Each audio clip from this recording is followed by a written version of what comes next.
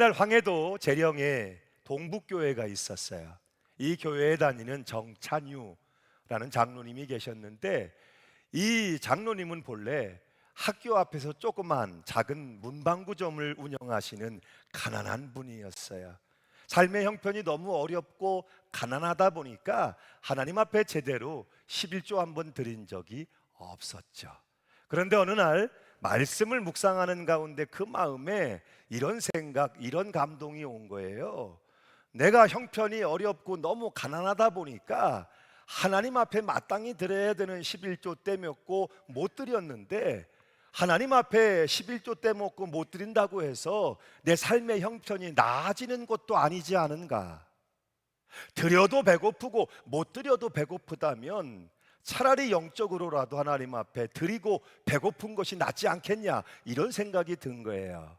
그래서 이분이 굶어 죽는 심정으로 11조를 드리기 시작했고, 놀랍게도 하나님이 그의 삶에 윤택한 복을 주셔서 살림이 좋아지기 시작했고, 그러면서 새로운 사업을 시작하게 된 거예요. 건축 자재 상회를 오픈한 것이죠.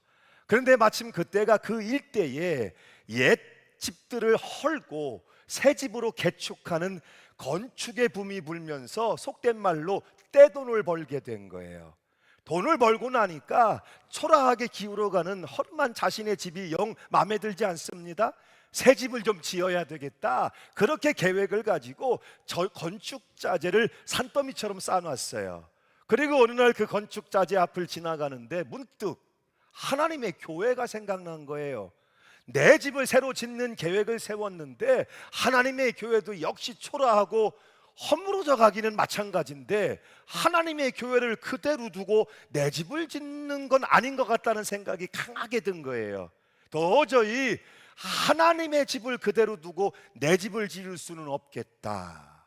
그래서 기도 끝에 이분이 그 당시에 돈으로 3만 환, 지금으로 환산하면 한 30억쯤 된다 그래요.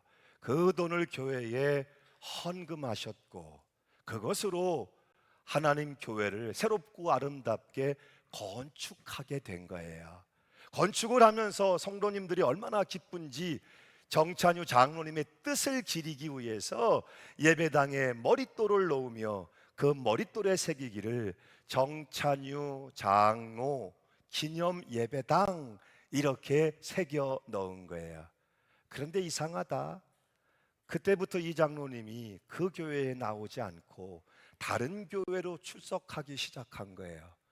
목사님과 성도님들이 찾아갔어요. 왜 장로님 교회 잘 져놓고 교회 안 나오시고 다른 교회를 출석하시나요? 그랬더니 이 장로님이 정색을 하고 이렇게 말씀하셨어요.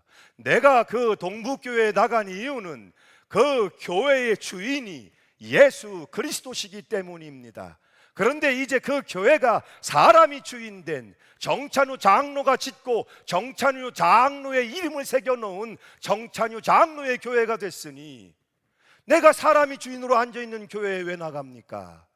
나는 예수님이 주인으로 계시는 교회에 다니지 사람이 주인으로 앉아있는 교회는 안 나갑니다.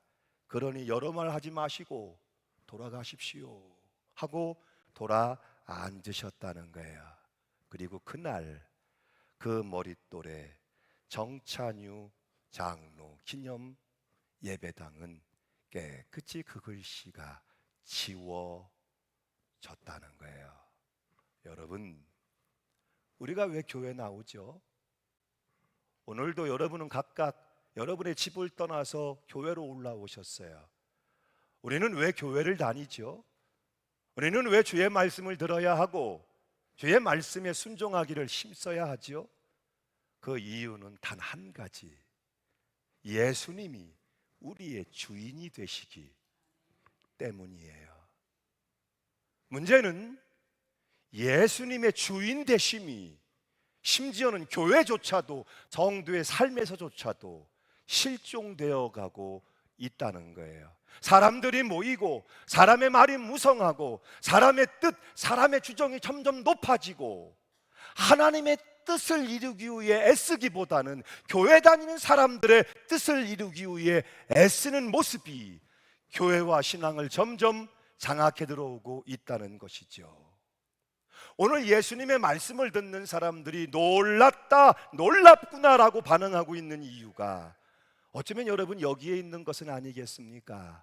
하나님을 믿는다고 말했지만 실상은 자기의 의, 자기의 뜻, 자기의 신념, 그것을 따르고 그것을 이루기 위해 애쓰고 있었던 이 속마음이 들켰기 때문은 아니었겠습니까? 결국 신앙의 문제는 주님 앞에서 내가 어떻게 반응할 것이냐 하는 문제이기 때문에 그런 거예요. 정말 예수님을 내 삶의 주인으로 믿는다면, 정말 그분만이 내 삶의 유일한 구세주가 되심을 믿는다면 오늘 우리의 삶의 많은 부분이 많이 달라질 수 있지 않겠습니까? 오늘 예수님은 우리에게 산상수훈의 말씀을 친히 주시면서 성경은 그 말씀의 마지막을 이렇게 매듭지어주고 있어요. 28절로 29절의 말씀이죠. 함께 읽습니다. 시작.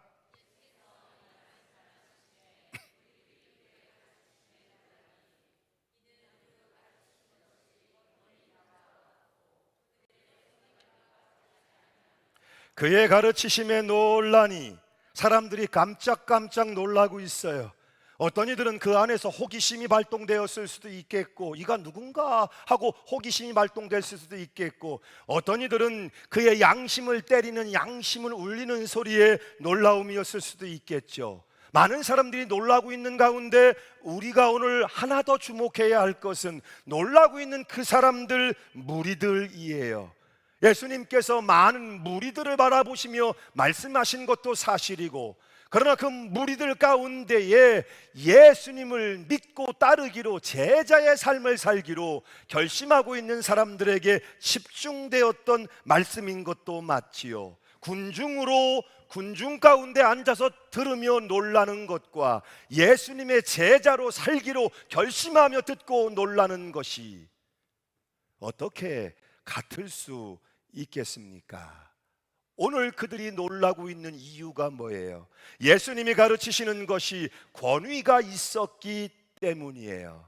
산상수훈의 말씀을 계속해서 들려주시는데, 이 말씀 가운데 예수님은 계속해서 서기관과 바리새인들을 언급하고 계세요. 옛 사람들이 말한 바라고 시작하시면서, 그러나 나는 너희에게 이르노니라고 말씀을 이어가고 계세요. 옛 사람들, 바리새인과 서기관들의 잘못 가르침을 지적하시면서, 그러나 예수님이 새로운 가르침을 그들을 향해 펴고 계셨던 것이죠. 오늘 그런 예수님의 말씀이 진짜 권위가 있을 수밖에 없었던 이유는 여기에 있죠. 요한복음 1장 1절을 보면 이렇게 말씀합니다. 태초에 말씀이 계시니라. 이 말씀이 하나님과 함께 계셨으니 이 말씀은 곧 누구시라? 하나님이시니라. 예수님의 말씀이 권위가 있었던 이유, 예수님의 말씀에 놀랄 수밖에 없었던 이유, 그 말씀이 하나님이셨기 때문이에요. 모세를 통하여 율법을 주신 분도 물론 하나님이시지요. 그러나 그 율법, 그 말씀을 맡았던 바리새인과 서기관들, 그들의 가르침은 말씀을 주신 하나님을 드러내거나 하나님의 영광을 드러내고 있지 않았다는 거예요.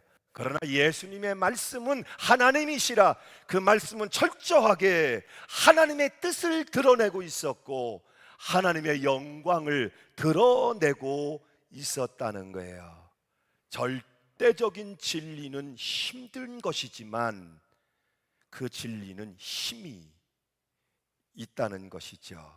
예수님의 말씀은 심판 앞에서 영원한 생명을 얻는 말씀이었어요. 생명의 길을 가기를 원하는 사람들에게 좁은 문으로 들어가라 하시며 좁은 길로 나아가라고 말씀해 주셨어요. 죽음의 문제, 심판의 문제, 결국 여러분이 죽음의 문제를 두고 심판의 문제를 두고 자신할 수 있는 사람이 누가 있겠습니까? 만일 우리 인생의 죽음의 문제와 심판의 문제가 다만 정의의 문제라면 그 죽음과 심판을 두고 여러분, 우리가 어떻게 두려워서 견딜 수 있겠습니까? 예수님의 말씀이 권위가 있었던 것은 잘못된 질서를 바로잡고 하나님의 의, 하나님의 공의를 세우는 것이 맞지만 그 기초에는 뭐가 있었기 때문에, 더 깊은 곳에 사랑이 있었기 때문이에요. 마지막 하나님의 심판 앞에 서게 될 것인데 그 심판을 이기는 길을 우리에게 보여주고 계셨기 때문이에요. 그래서 모든 예수님의 말씀은 결국 어디로 귀결되는 거예요? 사랑으로 귀결될 수밖에 없는 거예요. 여러분, 예수님의 말씀, 산상수훈의 말씀은 그래서 사랑이 없이는 이해할 수 없는 말씀인 거예요. 이 사랑을 두고 마더 테레사 수녀는 이렇게 표현해 주고 있죠. 난 결코 대중을 구원하려고 하지 않는다. 난 다만 한 개인을 바라볼 뿐이다. 난 한 번에 단지 한 사람만을 사랑할 수 있다. 한 번에 단지 한 사람씩만. 따라서 당신도 시작하고 나도 시작하는 것이다. 난 한 사람을 붙잡는다. 만일 내가 그 사람을 붙잡지 않았다면 난 42,000명을 붙잡지 못했을 것이다. 모든 노력은 단지 바다에 붓는 한 방울 물과 같다. 하지만 만일 내가 그 한 방울의 물을 붓지 않는다면 바다는 그 한 방울만큼 줄어들 것이다. 당신에게도 마찬가지다. 당신의 가족에게도, 당신이 다니는 교회에서도 마찬가지다. 단지 시작하는 것이다. 한 번에 한 사람씩. 그들이 가장 놀랍게 된 이유는 기존의 가치를 완전히 뒤집어 놓았기 때문이에요. 세상에 사랑보다 더 큰 권위는 없기 때문이에요. 예수님의 권위는 그 가르치심이 사랑에 철저히 기초했고, 그러기에 서기관들의 가르침과 달랐다는 사실이에요. 예수님 당시의 서기관들은 성경을 맡은 사람들이었어요. 정확히 말하자면 성경을 필사하는 사람들이었어요. 왜냐하면 그 당시엔 종이도 귀하고 인쇄술도 발달하지 않았기 때문에 흔히 성경을 구할 수는 없죠. 그러니 하나님의 말씀의 책을 늘 옮겨 적고 필사하는 사람이 필요했는데 그들이 서기관들이었어요.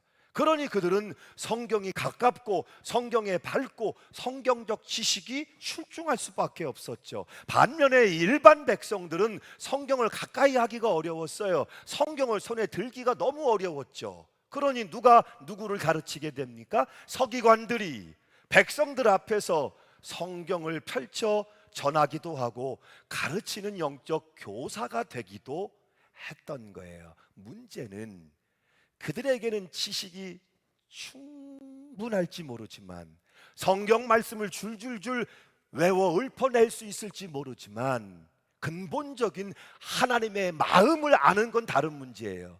그 말씀의 주인이신, 그 말씀의 뜻을 담아주고 계시는 하나님의 마음을 몰랐기 때문에 본질적인 하나님의 말씀을 전할 수 없고 가르칠 수 없었다는 것이죠. 이렇게 말씀드려보면 어떻겠습니까? 그들은 공의와 정의를 구현하면 될 줄 알았으나 하나님의 나라가 뭔지를 몰랐어요.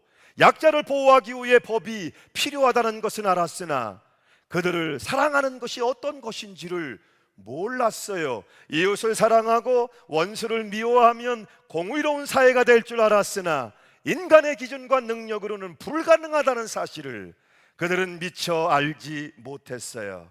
원수를 사랑하지 않으면 우리가 받는 사랑 또한 하나님이 원수를 사랑하심인데, 원수를 사랑하지 않으면 하나님이 우리를 사랑하심을 어떻게 알 수 있었겠어요? 그들은 기도하면 모든 것이 이루어진다고 생각했지만 하나님의 뜻을 벗어난 기도가 잘못되었다는 것을 몰랐어요. 기도를 많이 하면 하나님과 가까워질 것이라고 생각했지만 인격적으로 그분을 만남이 없다면 그 기도가 경건히 전혀 하나님과 상관없을 수도 없다는 사실을 그들은 미처 알지 못했다는 것이죠. 그래서 예수님의 말씀은 새로운 가르침이었고 그 말씀 앞에 놀랄 수밖에 없었고 사람들은 이렇게 반응했습니다. 8장의 1절이죠. 함께 읽습니다. 시작.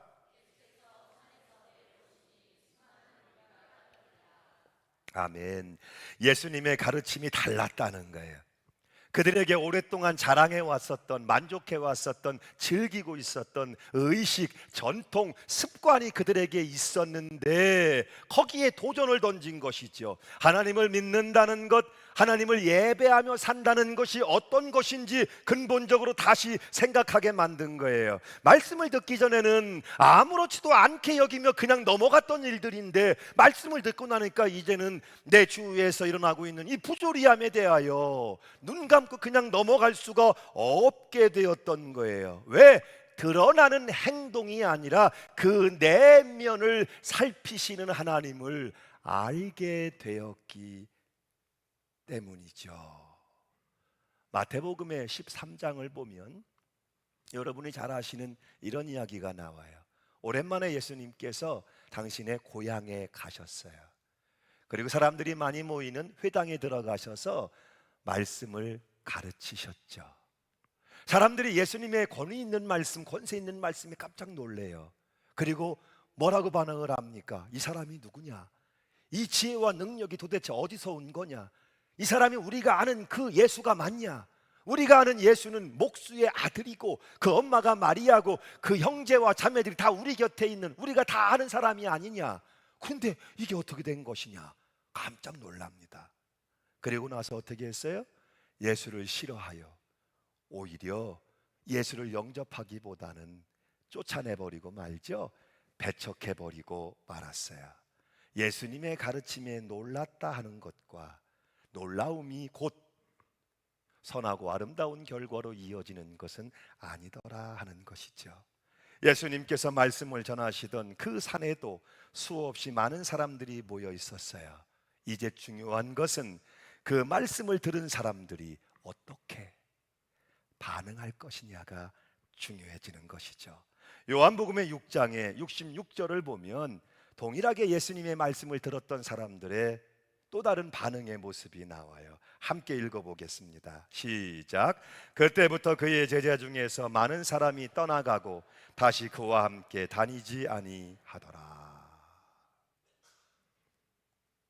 예수님을 떠나가는 사람들을 바라보시면서 예수님께서 제자들에게 눈을 돌려 이렇게 물으셨어요. 너희들도 나를 떠나려느냐 하고 물으셨어요. 그때 용기 있는 베드로가 나서지요. 주여, 영생의 말씀이 주께 있사오니 우리가 네게로 가겠사옵나이까. 우리는 주님이 하나님의 거룩하신 자인 줄 믿고 알았사옵나이다 라고 대답을 해요. 그 많은 사람들이 함께 예수님의 말씀을 들었어요. 군중들 가운데 섞여 말씀을 들은 이도 있고 제자라는 이름을 가지고 말씀을 들은 이도 있겠죠. 그런데 그 말씀을 동일한 시간 들었음에도 불구하고 반응은 전혀 다른 것이었어요. 지난 시간 여러분은 예수님이 주시는 산상수훈의 말씀을 들으셨어요. 오늘 여러분들은 그 말씀 앞에서 어떤 반응을 보이시겠습니까? 히틀러 시대에 독일의 유명한 신학자로 교회를 섬겼던 디트리 보니퍼 목사님의 나를 따르라 하는 책에 보면 이런 글이 나옵니다. 다른 이들의 죄를 눈감아 주는 무른 마음만큼 잔인한 행위는 없다. 또한 죄의 길에서 돌이키라고 형제를 부르는 준엄한 꾸지람 만큼 긍휼한 행동도 없다. 그 잔인한 시대, 그 히틀러의 시대에 피하여 평안하다 현실에 안주하고 있었던 교회를 향하여, 그리스도인들을 향하여 준엄하게 하나님을 믿으며 산다는 것은 어떤 것인지, 주님의 제자로 산다는 것이 어떤 것인지, 말씀을 듣고 그 말씀에 순종하기 위하여 때로는 목숨도 내어놓는다는 것이 어떤 것인지, 그 시대 교회와 그 시대 그리스도인들에게 준엄하게 울려내었던 말씀이지요. 죄에 대한 준엄한 꾸짖음이 없이 어떻게 우리가 말씀 앞에 치열하게 서며 말씀 앞에서 치열한 반응을 드러낼 수 있겠습니까? 데이빗 플랫의 팔로미라는 책에 보면 이렇게 이야기를 들려줘요. 어떤 이들은 묻는다. 징계라뇨? 그럼 은혜는 어디로 간 거죠? 확실하게 답할 수 있다. 하나님의 은혜는 교회가 행하는 징계의 핵심이다. 크리스천은 예수님의 제자가 되는 순간 자신과 사랑하는 이들의 삶에 자리 잡은 죄에 무관심한 태도를 버려야 한다. 알다시피 그리스도는 단번에 영원히 인류의 죄값을 치르셨다. 따라서 주님의 죽음을 지극히 소중한 보물로 인식해야 한다. 삶에 또는 교회에 꽈리를 튼 죄를 묵과하는 행위는 예수님의 희생을 짓밟는 짓이나 다름없다. 크리스천이 쫓는 그리스도는 그저 죄를 눈감아 주시는 분이 아니라 죄를 말끔히 씻어 주시는 구세주시다. 예수님의 죽음을 귀하게 여긴다면 교회 안에 숨어든 죄를 심각하게 받아들여야 한다. 왜 예수님이 계속해서 말씀을 쏟아내고 계시는가? 그 말씀 한 구절 한 구절이 무섭게 들려지는 준엄한 말씀으로 우리에게 쏟아져 적용되고 있는가? 정말 지키기 어려워 보이는 말씀들을 우리에게 그럼에도 불구하고 주시는 명백한 이유가 있다는 것이죠. 천하보다 귀한 여러분의 영혼이, 나의 영혼이 결국 하나님의 심판 앞에 설 것을 준비해야만 하기 때문이에요. 오래전 뉴질랜드의 신문에 크게 보도되었던 이야기예요. 아버지도 의사고 아들도 의사가 됐어요. 의사 부자가 됐는데 너무 바빠 만나지를 못했어요. 그러다가 시간을 내어서 모처럼 부자가 한가로운 시간을 갖게 된 것이죠. 무엇을 하면 좋을까요? 이 부자는 바닷가로 낚시를 하러 가기로 했어요. 모든 준비를 하고 바닷가에 나가서 낚싯대를 펼쳤어요. 그런데 그때 사고가 생겼어요. 한 아이가 옆쪽의 바다에서 물에 빠졌고 파도에 휩쓸려서 이 부자가 낚시하고 있는 곳으로 떠밀려가고 있었어요. 이 부자가 방향을 틀어서 볼 수만 있다면 이 아이를 살려낼 수 있을 텐데, 그래서 사람들이 손을 흔들며 소리를 질러댔어요. 아이가 물에 빠졌다고, 제발 아이를 건져내라고. 그런데 이 의사 부자는 아이를 건져내지 못했어요. 아이는 결국 죽었습니다. 이 의사 부자를 원망한 사람들에 의해서 고소가 되었고 재판을 받게 되었어요. 그리고 이들이 무죄의 선고를 받게 되는데 마지막 판사가 그들에게 이렇게 물었어요. 정말 아이를 살리지 못한 이유가 아무것도 들리지 않았고 보이지 않았기 때문입니까? 라고 물었어요. 그러자 의사 부자가 이렇게 대답을 했어요. 정말 아무것도 들리지 않았고 아무것도 보이지 않았습니다. 우리는 정말 너무 모처럼 만났고 한가로운 시간에 낚시를 하자고 낚싯대를 펼쳤지만 고기 한 마리 잡지 못했습니다. 그런데 사고가 나는 그 시점에 고기가 잡히기 시작했고 한꺼번에 고기가 얼마나 몰려드는지 고기를 잡는 일에 온 집중을 다 하다 보니까 사람들이 부르짖는 소리도 들리지 않았고 방향만 조금만 틀었으면 허우적거리는 아이를 볼 수 있었을 텐데, 건질 수 있었을 텐데. 그렇죠. 참 안타깝고 슬픈 이야기죠. 그런데 여러분, 그것이 어쩌면 오늘 우리들의 교회의 모습이거나 우리들의 신앙의 모습일 수도 있지 않을까 하는 생각은 저만의 생각이겠습니까? 조금만 방향을 틀면 울부짖고 있는 소리가 들릴 텐데, 조금만 방향을 틀면 손을 내밀면 언제든지 얼마든지 건져 올릴 수 있을 텐데, 자기들끼리 다니는 교회에 자기들끼리 모이고 자기들끼리 교회 일 사역하는 재미에 푹 빠져서 아무것도 들리지 않고 보이지 않고 그물을 들기는 들었는데 그 그물이 구멍난 그물이라, 구멍난 복음이라 사람 하나 건져내지 못하고 연일 자기들끼리 모여 자기들 사역의 재미에 빠져서 들리지도 않고 보이지도 않는, 여러분, 우리 삶의 모습이, 신앙의 모습이 혹시 그 안타까운 슬픈 이야기를 닮아가고 있지는 않습니까? 물론 오늘 우리는 예수님의 말씀을 들으며 놀라고 있는 사람들의 반응을 봅니다. 그들이 놀랄 수밖에 없었어요. 그들에겐 쭉 이어지고 있었던 자기들의 의식, 자기들의 전통, 자기들의 신념이나 의의가 있었거든요. 그 안에서 만족하고 있었고 그것을 즐기는 일에 빠져 있었거든요. 그런 그들에게 예수님의 말씀은 다시 한번 눈을 열도록, 자기 중심적이었던 삶이 하나님 중심으로 세상을 좀 보고 사람들을 좀 볼 수 있도록 새로운 시각을 열어주고 있었기 때문이죠. 동일하게 지난 반년 동안 우리는 예수님이 주시는 산상수훈의 말씀을 빼놓지 않고 들었어요. 주님이 주시는 이 말씀을 여러분은 어떻게 들으셨습니까? 부담이 되시나요? 도전이 되시나요? 놀람이 있으신가요? 물론 예수님의 말씀은 얼마나 놀랍죠.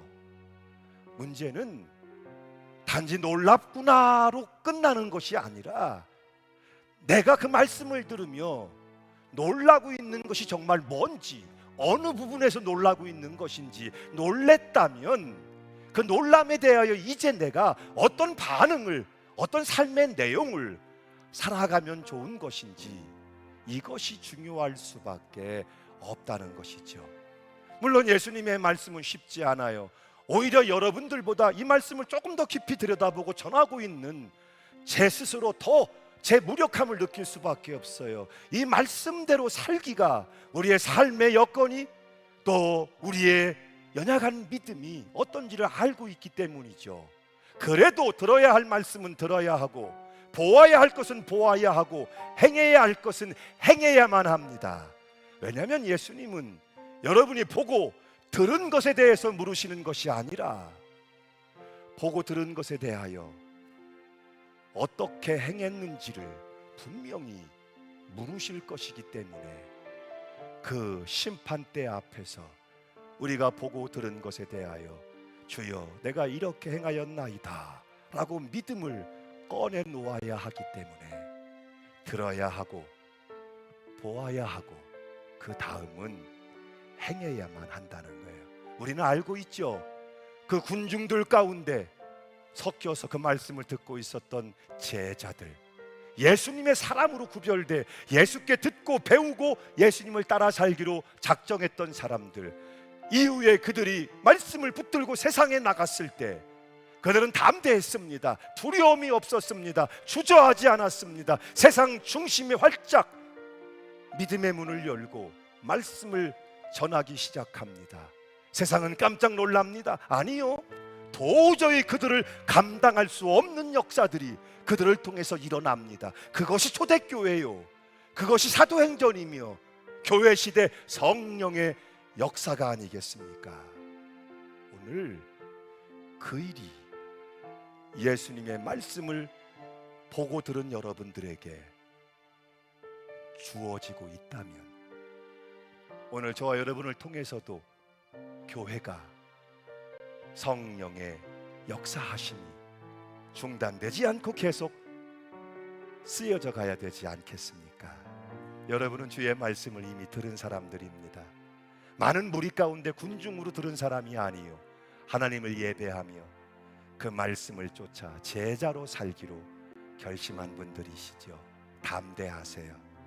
문 열고 나가 만나는 세상에서 변두리로 기웃거리지 마시고 세상 중심에 견고히 서서서 하나님의 사람, 말씀의 사람, 예수님의 사람, 그거보다 더 경이롭고 영광스러운 일은 없어요.